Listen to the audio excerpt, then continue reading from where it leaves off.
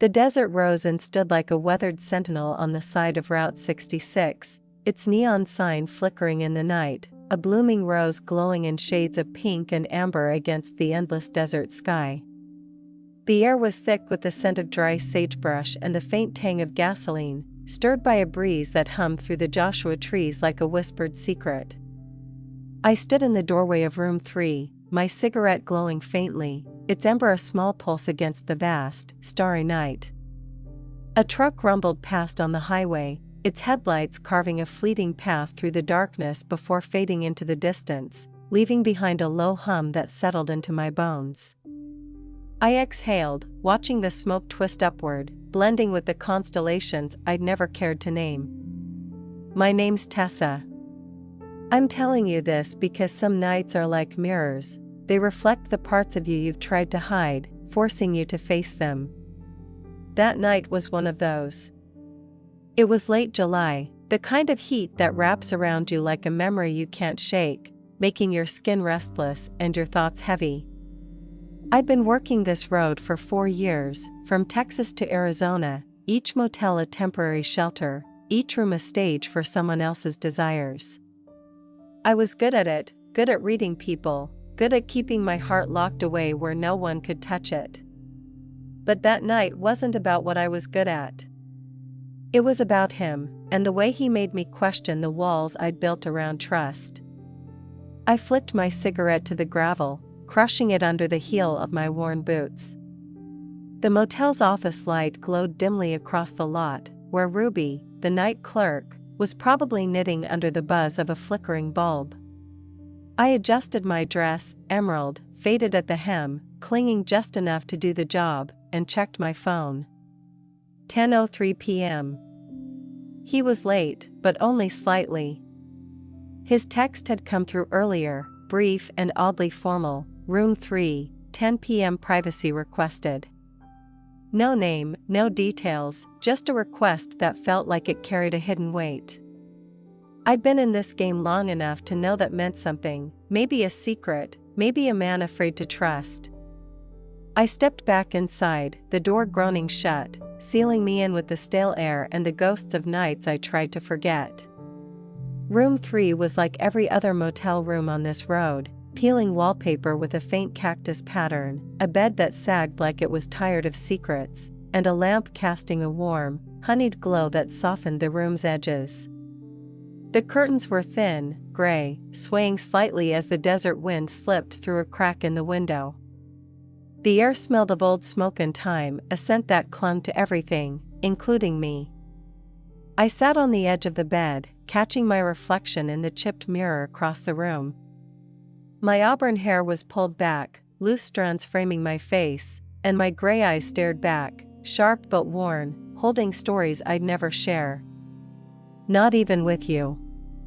I lit another cigarette, the match's flame dancing briefly before settling. The clock on the nightstand read 10:06. Waiting always stirred memories I'd rather keep buried, like dust kicked up by a passing truck. I thought about my cousin, Mia, her voice soft as she taught me how to braid my hair, promising we'd always have each other's backs.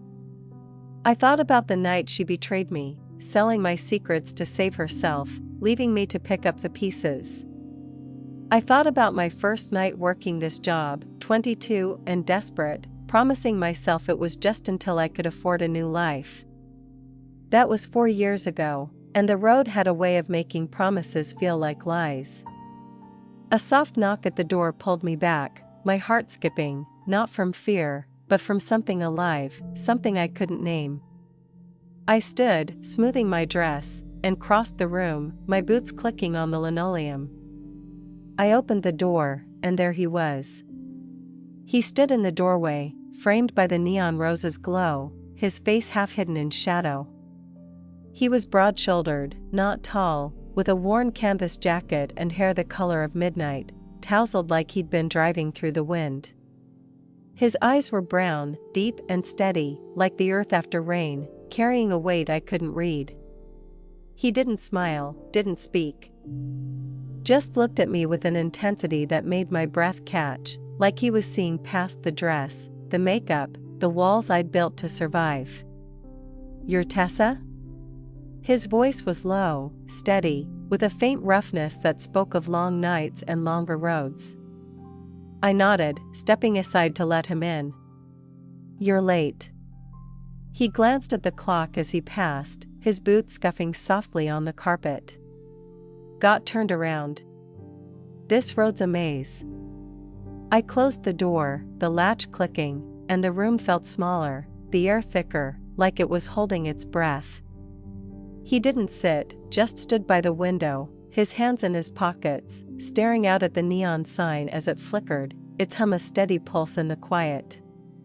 I watched him, noting the tension in his shoulders, the way his fingers twitched slightly, like he was holding on to something he couldn't let go. He wasn't like the others, no easy charm, no rushed agenda, just a stillness that felt like it could change everything. "Want a drink?" I asked, gesturing to the bottle of bourbon on the dresser. It was cheap, but it did the job, filling silences and loosening nerves. He shook his head, his eyes still on the window. "Not tonight." I sat on the bed, crossing my legs, trying to read him. He was a mystery, and mysteries were dangerous in my line of work, too many unknowns, too many ways to get hurt. I lit another cigarette, the smoke curling around me like a shield. "You got a name?" I asked, expecting him to dodge it. He turned then, his eyes meeting mine, and for a moment, I forgot how to breathe. "Micah," he said, the name soft but deliberate, like he'd chosen it for me. I raised an eyebrow, leaning back. "Micah. That real?" He smiled, just a flicker, but it was enough to make my chest ache. "Real enough." We sat in silence for a while, the neon sign's hum blending with the distant growl of a truck on the highway. I was used to silences, but this one was different, alive, heavy with things unsaid. I watched his hands, still in his pockets, strong and steady, like they'd held something precious once and never forgotten how. I wondered what they'd touched, what they'd lost. I wondered why I cared. "You're not meant for this," he said suddenly, his voice cutting through the quiet like a spark in the dark. I laughed, sharp and bitter, the sound echoing in the small room. "You don't know me." "I know enough." His eyes were on me now, steady, unyielding, like he could see the cracks in my armor. "This road, it's not where you're supposed to stay." I wanted to snap back, to tell him he had no right, but his words hit something deep, something I'd buried under years of motel rooms and late nights. I looked away, my throat tight, the cigarette burning low. "You don't know where I'm supposed to be." He didn't answer, just watched me, and in that moment, I felt exposed, like he'd peeled back every layer I'd built to survive. I stood, needing to move, needing to break the spell. I walked to the window, pulling the curtain aside, the neon light painting my skin in shades of pink and amber. The desert stretched out beyond, vast and unforgiving, and I wondered if it would ever let me go. "Why are you here, Micah?" I asked, my voice softer than I meant it to be, barely audible over the hum of the sign. He didn't answer right away. When he did, his words were careful, like he was stepping around something fragile. "I'm looking for someone to trust. Thought I might find her here." I turned, leaning against the windowsill, studying him. "That's not an answer." He smiled again, that small, fleeting thing that made my heart stumble. "It's all I've got."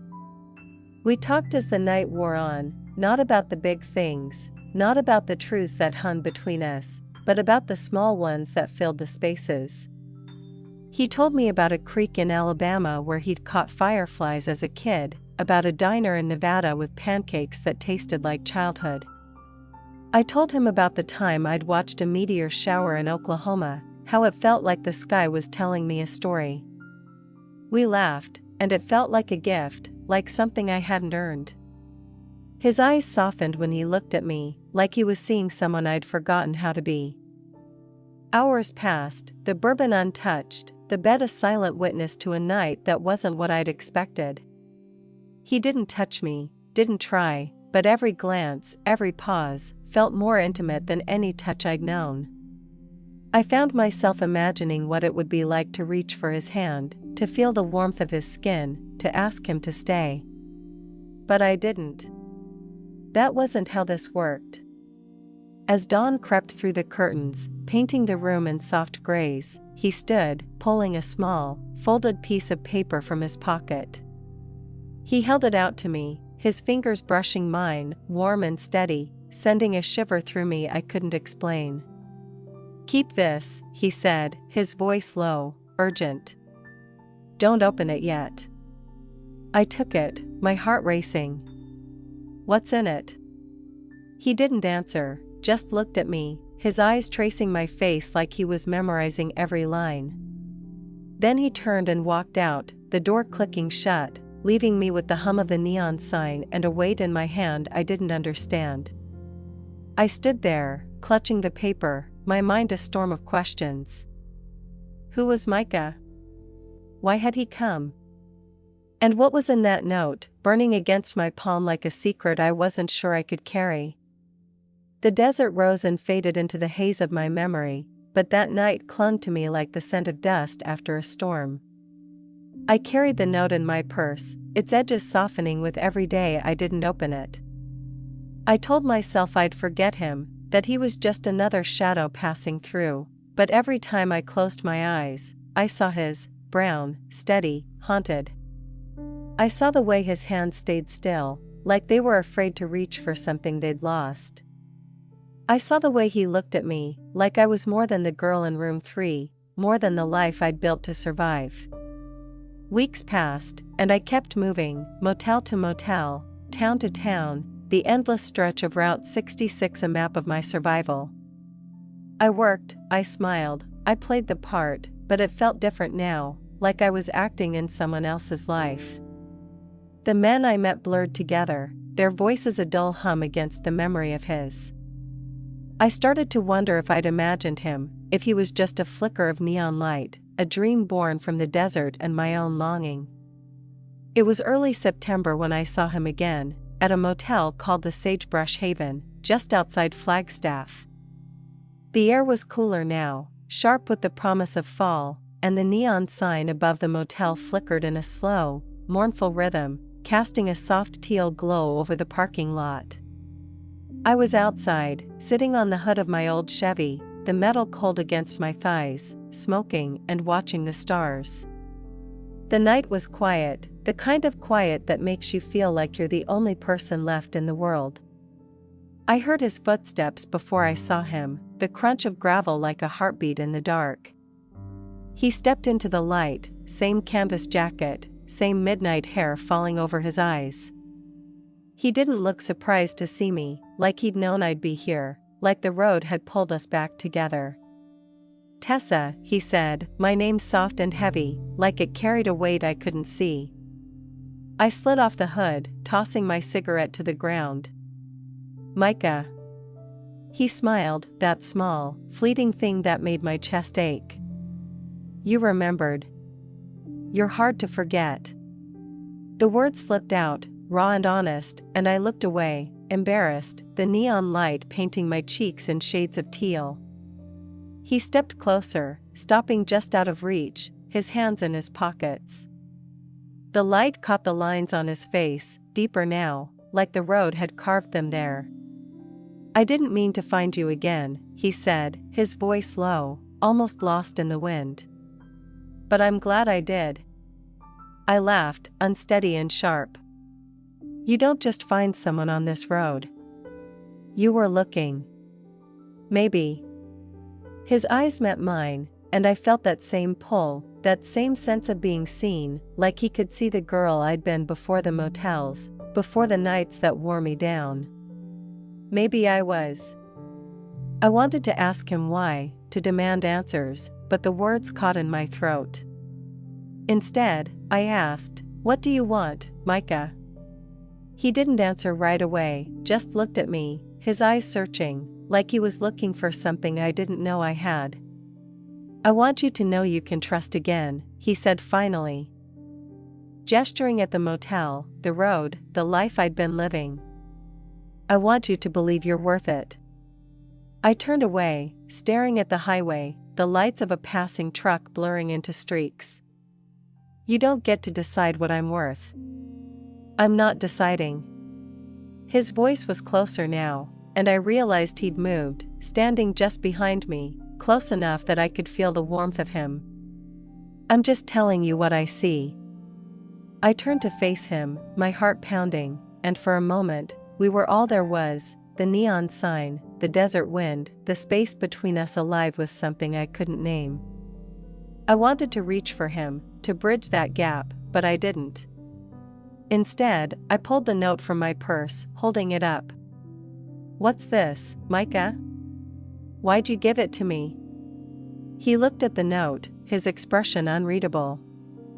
"It's a choice," he said. "But you have to choose to make it." I laughed, bitter and raw.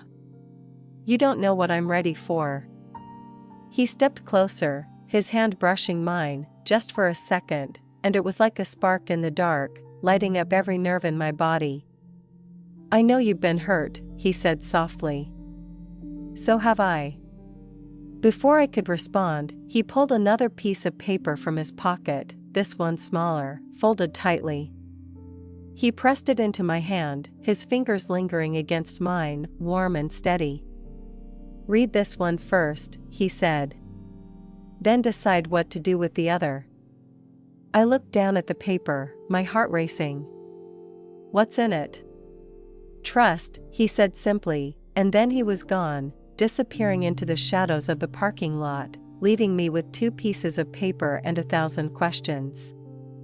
I stood there, the papers heavy in my hands, the neon sign buzzing above me. I didn't open them, not yet. I was afraid, not of him, but of what he represented. A choice, maybe, to trust again, despite the risk of betrayal. I sat on the hood of my Chevy again, lighting another cigarette, the stars watching me like they knew something I didn't. The road stretched out before me, endless and uncertain, and I wondered if I'd ever find the courage to follow it. The Sagebrush Haven Motel was behind me now, but the papers stayed with me, tucked in my purse like secrets I wasn't sure I wanted to keep. I drove west, the road unfolding under my tires, the neon signs blurring into memories. I couldn't shake Micah, his voice, his eyes, the way he'd made me feel like I could trust again, even after everything. I thought about the girl I used to be, the one who braided her hair with Mia, who believed in loyalty and promises. She was still there, somewhere, buried under years of motels and men, under the weight of betrayals I couldn't forget. Micah had seen her, somehow, and now he was asking me to let her trust again, to risk being hurt for the chance to feel alive. I stopped at a motel called the Last Oasis, just inside California. The neon sign was faint, its letters half burned out, casting a soft blue light over the parking lot. I sat in my room, the papers on the nightstand, the lamp's light warm and golden, like a memory. The air smelled of dust and salt, the ocean close now, its rhythm a steady pulse in the distance. I lit a cigarette, the smoke curling toward the ceiling, and stared at the papers, my heart pounding. I picked up the second paper, the one he'd given me at the Sagebrush Haven. It was small, folded tightly, the edges worn from being carried too long. I unfolded it, my hands shaking, and found a short note, the handwriting steady but hurried, like he'd written it in a moment of desperation. "Tessa. My name's Micah, but there's more to it than that. I've been running from a life I betrayed, from people I let down. I saw you in room 3, and for the first time in years, I wanted to stop. You're not just a light in the dark, you're the kind of light that makes a man believe he can be trusted again. I don't know if I can, but I need you to know you made me want to try." The other note is the rest of it. It's not just my story, it's a chance for you to trust again. But it's up to you. Micah. I read it again, my eyes burning, my chest tight. Micah. He'd seen me, really seen me, in a way no one else ever had. I set the note down and reached for the first one. The one from that night at the Desert Rose Inn. It felt heavier now, like it carried the weight of both our lives. I opened it, my breath catching, and found a single sentence inside. Find me at the end of the path, Tessa. I'll be waiting where the road meets the waves. Below it was an address, a cove in a town called Waves End, just a few hours away, and a small, hand-drawn sketch of a rose. I stared at it, my mind spinning. He was asking me to follow him, to trust again, to believe I could open my heart despite the risk of betrayal. I thought about the road, the motels, the nights that had shaped me. I thought about Mia, how her betrayal had broken me, and how I'd carried that pain ever since. And I thought about Micah, his quiet strength, the way he'd made me believe I could be vulnerable again. I packed my bag that night, the notes tucked safely in my purse. The Chevy's engine roared to life, and I drove west, the desert giving way to the ocean's salt and spray. The road felt different now, like it was leading me somewhere instead of just away. I thought about Micah every mile, his face sharper in my mind than the neon signs fading behind me. I thought about the life I was leaving, the weight of it falling away with every mile. Waves End was a quiet town, the kind of place where the ocean's roar drowned out the world. The address led me to a small cove, the sand cool under my boots, the waves crashing against the rocks like a heartbeat. I walked to the water's edge, the wind sharp against my skin, and waited, my heart pounding, expecting to see him. But he wasn't there. Instead, I found a small, weathered journal, half buried in the sand, with my name written on the cover. Inside was a single page, in his handwriting, "Trust is a risk worth taking." I stood there, the journal in my hands, the ocean stretching out before me, endless and unforgiving. I realized then that he wasn't coming, that he'd never been coming. Maybe he was still running, from the betrayals he'd caused, from the life he'd broken. Maybe he was a memory, a mirror showing me the trust one needed to find within myself. But as the sun sank into the sea, painting the sky in shades of fire and ash, I felt something settle inside me. I'd come here for him, but I was here for me, to embrace the vulnerability he'd shown me, to trust again despite the risk. I didn't let the notes go this time. I kept them, along with the journal, tucking them into my purse as I walked back to the Chevy. I didn't stay at Waves End. I drove on, not knowing where, but carrying that trust with me. The road had brought me to him, and he had shown me that vulnerability was worth the risk. And maybe that was enough,